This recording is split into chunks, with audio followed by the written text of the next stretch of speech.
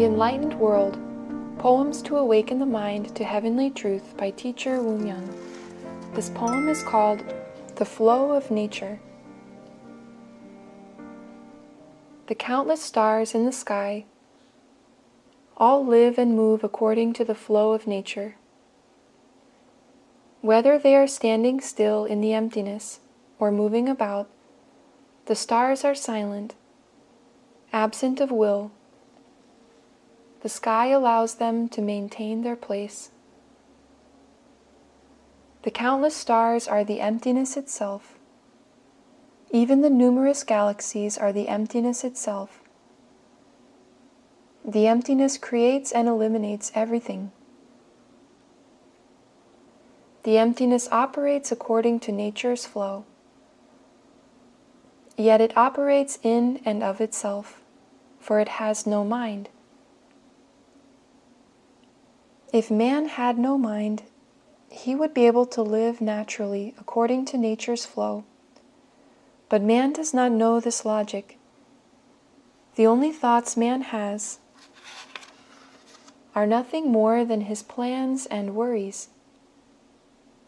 Such thoughts are what confine him, but he does not know it. Rather, he is bound to his karma and habits. Nature's flow is of its own accord. Nature's flow is as it is. Every creation in the universe is of nature's flow. That is everything except man's mind.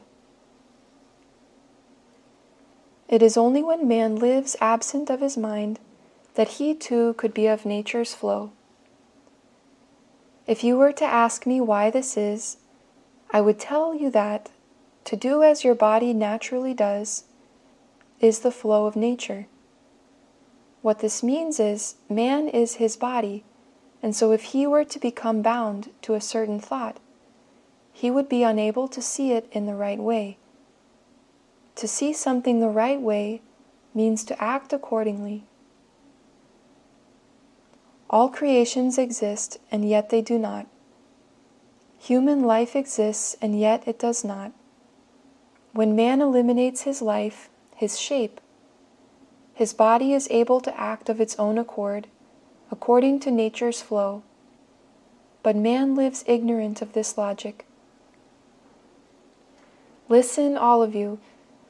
Do not worry about life and living well.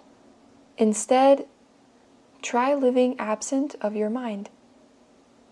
When you are absent of mind, your body will naturally be able to act according to truth and to nature's flow. Just as the planets have no purpose, will, or thought, but live by their own ability for self-existence, so can you. The ability for self-existence is not a thought of man's, it is greatness itself. The difference between acts that stem from man's thoughts and the ability for self-existence is that thoughts enslave man.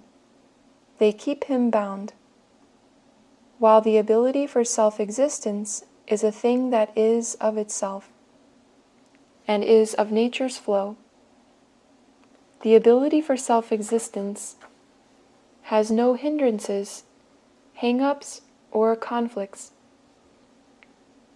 And so one's life would be smooth sailing. Even if we were to apply this to what people generally refer to as success, this would be a great success for sure. This is because human life is false and hollow, yet man lives creating it.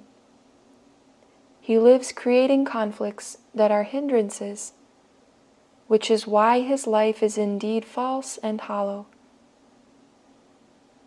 When one has no mind, he has no hindrances. Conflict is hindrance, and hindrance is conflict. Nature's flow is truth. To live according to this flow means to have no hindrances or conflicts. But man does not know this. Instead, he is forever deceived by the scheming minds of others. For when one puts up his defenses, others do the same.